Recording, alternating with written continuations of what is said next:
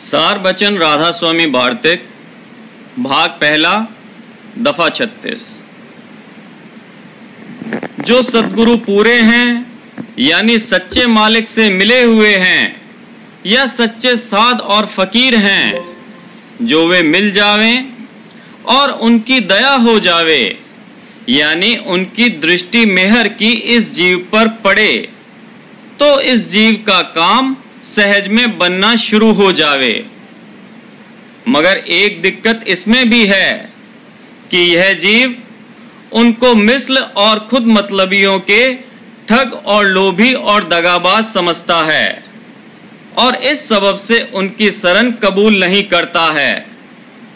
और जो शख्स की हकीकत में भोगी और रागी हैं और दुनिया की गुलामी कर रहे हैं, वे ऐसा मौका देखकर यानी जीवों को मूर्ख और भूले हुए जानकर आप गुरु बन बैठे हैं और रोजगार अपना खूब जारी किया है और जिस कदर उनसे हो सका इन गरीब और भूले हुए जीवों को लालच हासिल करने धन और स्त्री और पुत्र और तंदुरुस्ती और नामवरी का देके कि जिसकी चाह असली इनके मन में भी लगी हुई थी, धोखे और भरम में डाला।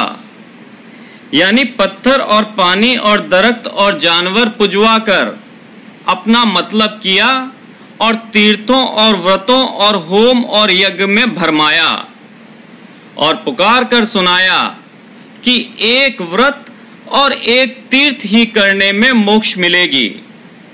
यह ख्याल ना किया कि जो अपना रोजगार चलाया था तो कुछ मुजायका नहीं, पर इन बेचारे गाफिलों को सीधा रास्ता तो बतलाते कि जिसमें इनका भी कुछ काम बनता। सो इस रास्ते और जुगत की उनको आप ही खबर नहीं। पढ़ने पढ़ाने और सुनाने में सब उस्ताद और होशियार हैं। श्री कृष्ण महाराज ने जो उद्धव जी को उपदेश किया उससे साफ जाहिर है कि हरचंद वह महाराज के संग और सेवा में बरसों रहा, पर यह न हो सका कि उसको परम पद में अपने साथ ले जाते। सो यही फरमाया कि पहले योग अभ्यास करो तब अधिकारी परम पद के होगे। ख्याल करना चाहिए कि जिस वक्त सच्चे कृष्ण महाराज की सेवा और टहल और संग में उद्धव जी से प्रेमी काबिल पहुंचने परम पद के बिना अभ्यास नहीं हुए, तो जो लोग कि कृष्ण महाराज के स्वरूप की नकल पत्थर या धात की बनाकर उसकी सेवा और टहल में अपना वक्त खर्च कर रहे हैं और सहज योग के अभ्यास और सद्गुरु भक्ति से बिल्कुल गाफिल हैं, वह कैसे परम पद को पहुंचेंगे। और इस पर भी यह हाल है कि गुसाई और पुजारी से लेकर यात्रियों और पूजने वालों तक कोई बिरला सच्चे दिल से निश्चय मूर्त का दुरुस्त रखता है, नहीं तो दुनिया की मूर्त को यानी माया और उसके पदार्थों को सब लोग पूजते हैं और पुजवाते हैं। दफा 37।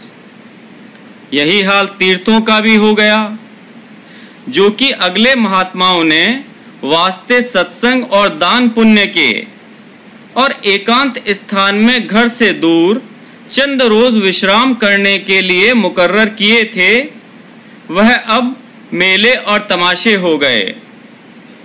हर एक वास्ते अपने मन के आनंद और विलास और दोस्तों की मुलाकात और सैर और तमाशे और खरीदने तोहफे और असबाब के जाता है।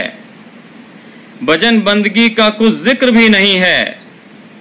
अब ऐसे लोगों को यह समझाया जाता है कि जरा गौर करके देखो और अकल से विचारो कि ऐसी सूरत में तीर्थ कब मुक्ति के दाता हो सकते हैं। व्रत का भी थोड़ा बहुत यही हाल है कि बतौर त्योहार हो गए। अगले महात्माओं ने तो वास्ते इंद्रिय और मन के दमन करने और जागरण और पूजन और सत्संग करने के मुकर्रर किया था। अब यह दिन वास्ते खेलने शतरंज और चौपड़ और गंजफा, और सोने रात और दिन, और खाने अच्छे अच्छे और किस्म किस्म के मेवे और शीरीनी वगैरह के हो गए। दफा 38। जबकि मूर्त पूजा में जो कि वास्ते मजबूत करने ध्यान और एकाग्र करने चित्त के अंतर में मुकर्रर हुई थी, यह खराबी हुई कि सिर्फ नाममात्र के वास्ते आना जाना मंदिर का और सिर्फ हार फूल और जल चढ़ाना मूर्त पर रह गया, और पुजारियों ने उसको अपना रोजगार समझकर मंदिर में खेल और कूद और नाच व रंग और तमाशे और आराइश जारी किए, और सत्संग जो कि मुख्य था उसका कुछ भी ख्याल नहीं किया, और वास्ते खुशी खातिर पूजा करने वालों के नए नए तमाशे और आराइश मंदिरों में कराने लगे, और तीर्थ व्रत वगैरह में कारखाना बिल्कुल उल्टा हो गया।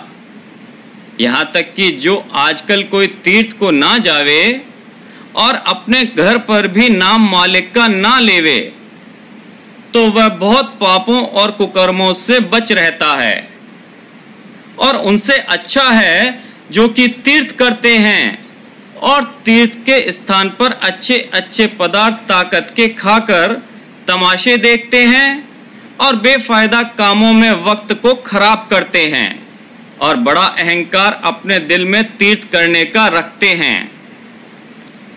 इस वास्ते यह हालत आजकल के समय और मनुष्यों की देखकर संतों को अति कर दया आई। हरचंद के लोगों को सच्चा परमार्थी और खोजी बहुत कम देखा, फिर भी अपनी दया और मेहर से वचन और वाणी के वसीले से सबको उपदेश परम पद का किया, और जिसने उनके वक्त में उनके वचन को चित्त से सुना और समझा और उस पर निश्चय किया और अभ्यास में लग गया, उसको परम पद में पहुंचाया, और बाकी सब लोगों के वास्ते वाणी कथ कर रख गए कि जो कोई उसको पढ़कर समझेंगे वह भी कदर संतों की जानकर वास्ते प्राप्ति असल मालिक के खोज संत सद्गुरु पूरे का करेंगे, और कर्म और भर्म यानी पूजा मूर्त और पानी और जानवर और दरख्त और देवताओं और अवतारों से हटकर एक सच्चे मालिक के चरणों में,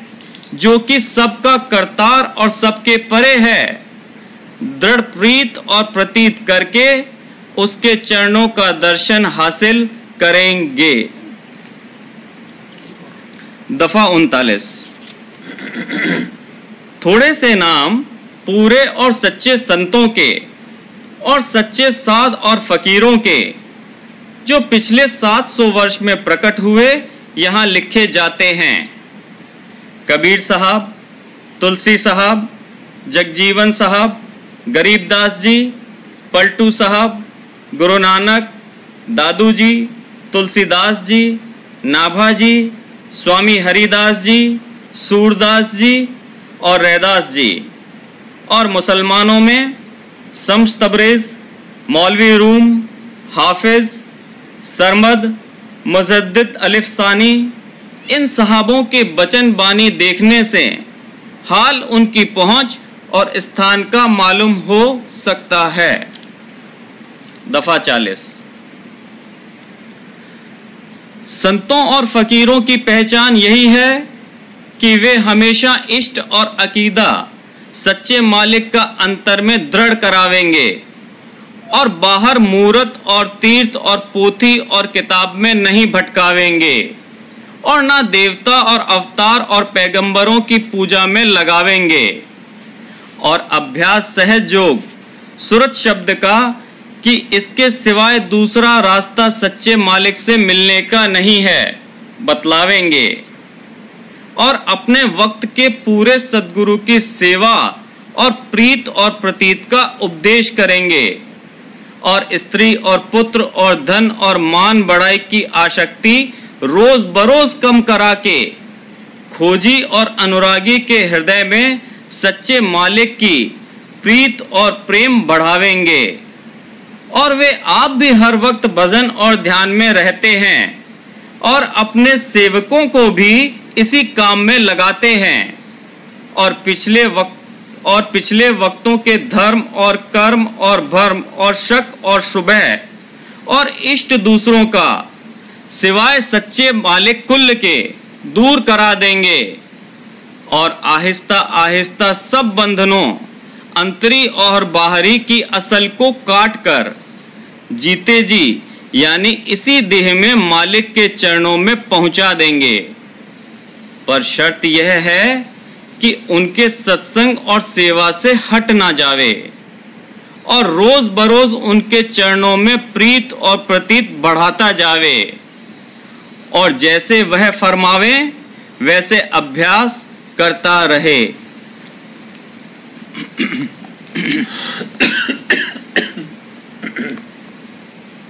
बचन बाबूजी महाराज, दूसरा भाग, वचन नंबर 88, इंदौर, 9 जून सन 1937। विस्तार, निस्तार, उबार और उद्धार अवतारों का क्रम, गुरु की जरूरत की प्रथम सीढ़ी। कुदरत ने यह कायदा रखा है कि रचना करने वाली जो धार आवे वो इतना बंदोबस्त करे कि रचना में कोई इस तरह का बिगाड़ न पैदा होने पावे कि वो कायम न रह सके। वो धार रचना के कायम रहने का बंदोबस्त करती है। इतनी सहूलियत पैदा कर देना उस धार का काम है कि जिसमें एतदाल कायम रहे। इतनी संभाल के अलावा वो और कोई काम नहीं कर सकती। एक दर्जे की रचना वो है जो एक दफा हो गई सो हो गई, अब उसमें कोई रद्दोबदल नहीं होगा। जो एतदाल यानी इक्विलिब्रियम वहां पैदा हो गया वो हमेशा कायम रहेगा। वहां रत अवस्था है, यानी सुरत और शब्द दोनों अभेद, तद्रूप और रत हैं। वहां प्रेम, आनंद और ज्ञान परिपूर्ण हैं। प्रेम का ज्ञान ही आनंद है। वो रचना केवल प्रेम आकर्षण से हुई, वही दयाल देश की रचना है। उस रचना में कलह कलेश वगैरह इस किस्म की कोई खराबी नहीं है। वहां केवल प्रेम ही प्रेम और चैतन्य ही चैतन्य है। वहां बहिर्मुख शक्ति और जड़ता का नामो निशान भी नहीं है। वो निर्मल चैतन्य देश है।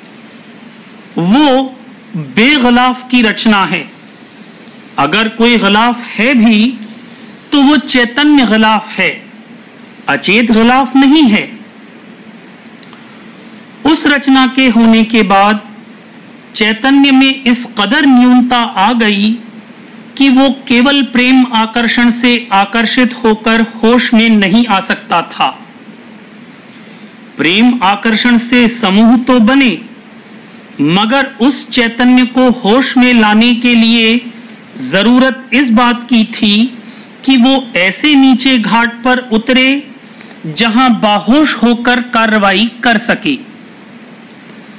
निर्मल चैतन्य देश की रचना केवल मौज ने रची और बाद में जो रचना हुई उसमें अंतर्गत तो मौज प्रेरक है, मगर वो रचना काल और माया ने की।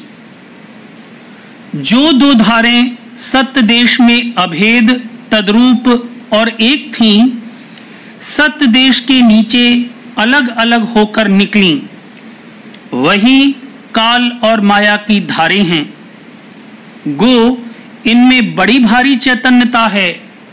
काल भी सत्य पुरुष के 16 पुत्रों में से है और ये दो धारें रचना करने के लिए आपस में रलती हैं, मगर फिर अलग हो जाती हैं।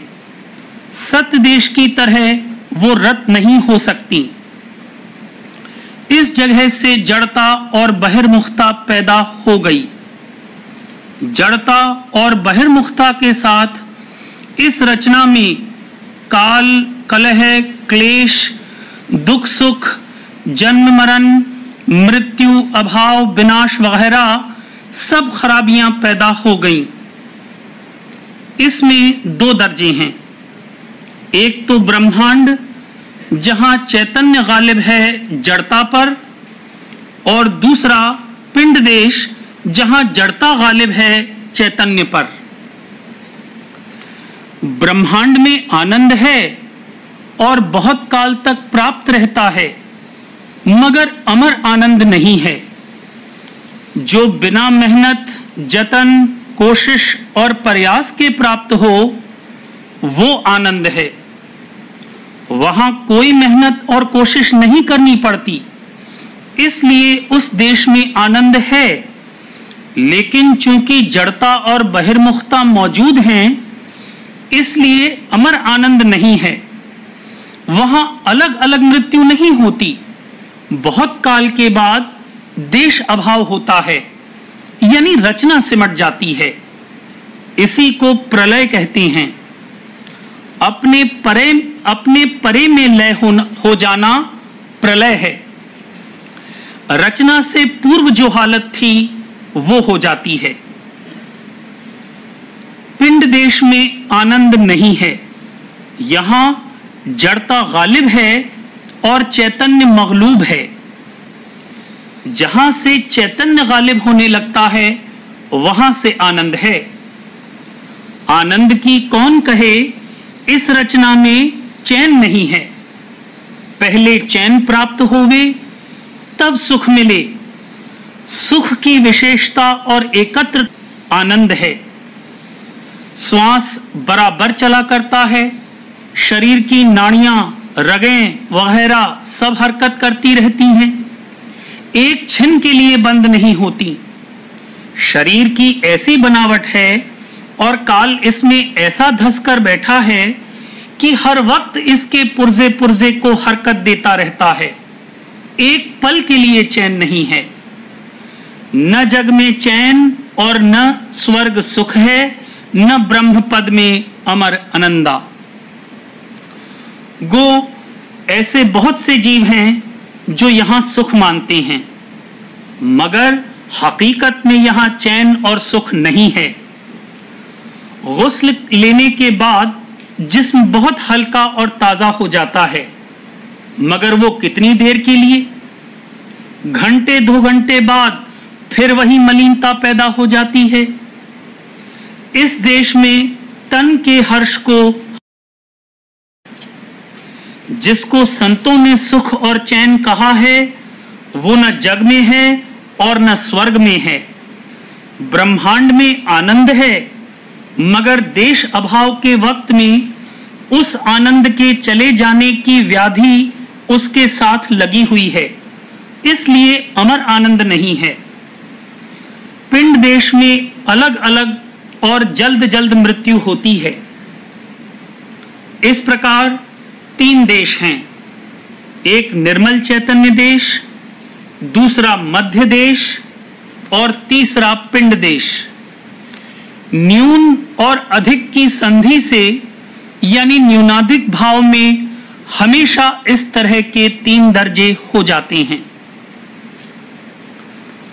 ऊपर कहा गया है कि जो बिना मेहनत और कोशिश के प्राप्त हो वो आनंद है। यहां ये भ्रम पैदा हो गया है कि बिना मेहनत किए हुए कोई सुख और आनंद नहीं मिल सकता। यहां इस कदर हमारे ज्ञान की शक्ति क्षीण और बेकार रूप हो गई है कि जब तक खूब मेहनत करके सुख न प्राप्त हो, तब तक हम उसको सुख नहीं मानते। शिकारी जब तक 8-10 घंटे शिकार के पीछे घोड़ा न दौड़ावे, तब तक उसको शिकार का मजा नहीं आता। इसका कारण चैतन्यता की कमी है। हम अनुमान नहीं कर सकते कि बिना मेहनत और कोशिश किए हुए क्या सुख मिल सकता है। हर सुख और आनंद का केंद्र और मरकज होता है, जहां से हमारे इंद्रिय द्वारों पर धार आती है और हमको उस सुख का ज्ञान होता है। अगर उस केंद्र पर हमारा जीव रूप बाहोश पहुंच सके और ठहर सके, तो उस केंद्र का कुल सुख बिना मेहनत और कोशिश के प्राप्त हो जाएगा। यही मंत्र सिद्धि कहलाती है। हर चक्र का देवता होता है और उसके बहुत से उपदेवता, जोगनियां और कलाएं होती हैं, जिनको सिद्ध करने की खास विधि होती है। विधि पूर्वक साधन करने से जो देवता या उपदेवता या जोगनी या कला सिद्ध हो जाएगी, उसका सुख बिना मेहनत किए हुए प्राप्त हो जाएगा। जो मलिन से मलिन सुख भी है, जो हकीकत में सुख नहीं कहा जा सकता, उसका भी केंद्र यानी देवता है, जिससे धार आती है, तब बाहर में उस प्रकार की मेहनत करके सुख प्राप्त हो सकता है। बहुत से शख्स कमोबेश हैवानी खवास वाले होते हैं। दूसरों को तकलीफ देने में उसको खुशी होती है। सड़क पर चलते चलते किसी के चाकू मार दिया या कुछ कर दिया, हरे भरे खेतों को कटवा डाला। ऐसे लोग गो हकीकत में पागल ही हैं, मगर ये काम वो पागलपने में नहीं करते, उनको होश हवास हैं। उनके जिस्म की बनावट ऐसी हो गई है कि बगैर इस तरह के काम किए हुए उनको मजा ही नहीं आता। उनकी नर्व्स एक्साइट नहीं होती, उनको खाना हजम नहीं होता। कसाई को जानवर काटने में मजा आता है। जेल के जेलर व दारोगा वगैरह को कैदियों पर जुल्म करने में एक किस्म का हर्ष होता है। अगर काम अमन अमान से चला करें तो उनको मजा ही नहीं आएगा, सुस्त होकर बैठे रहेंगे। अगर इन कामों में उनको मजा और हर्ष प्राप्त न होता तो वो ये काम क्यों करते? रोज रोज यही काम करते करते ये उनका आधार हो गया है। इन कामों के करने से जिस्म के अंदर खास किस्म के रस पैदा होते हैं, जिनसे उनको खाना हजम होता है और जिस्म को ताकत मिलती है। अगर वो ये काम करना बंद कर दें तो मर जाएंगे। काली के उपासकों को जानवरों का बलिदान करने में हर्ष प्राप्त होता है। उनके लिए यही हर्ष और सुख है, मगर उनके कह देने से ये सुख नहीं हो सकता। ये तो पाप कर्म है। जिस तरह पाप कर्म में इनको सुख मिलता है, उसी तरह से मलिन देवता और देवियां भी हैं जो ऐसे ही मलिन कामों से प्रसन्न होते हैं। किसी देवता के चक्र पर पहुंचने पर जो हर्ष और सुख बिना मेहनत किए हुए प्राप्त होता है, वही सुख बाहर में उसी तरह के काम और मेहनत करके मिलते हैं।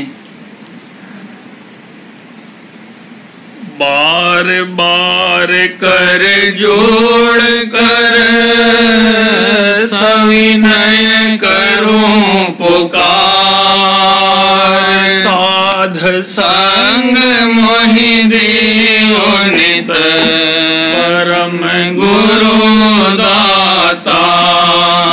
कृपा सिंध समरथ पुरुष आदि अनादि अपार, राधा स्वामी परम पितो मैं तुम सदा आधार। बार बार बल जाऊं तन मन वारूं चरण पर, क्या मुखली में गाऊं मिहर करी जस कृपा कर। धन्य धन्य गुरुदेव दया सिंध पूर तुमसे अचल भक्ति मोहि देव प्रभु। दीन अधीन अनाथ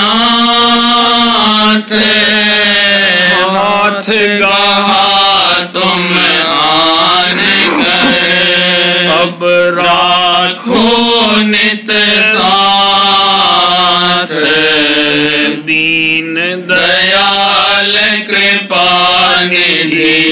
काम क्रोध मद लोभ सब विधि अवगुण हार में। प्रभु राखो मेरी लाज।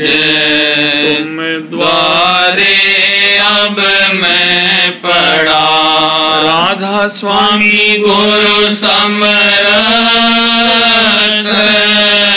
तुम बिन और न दूसरा।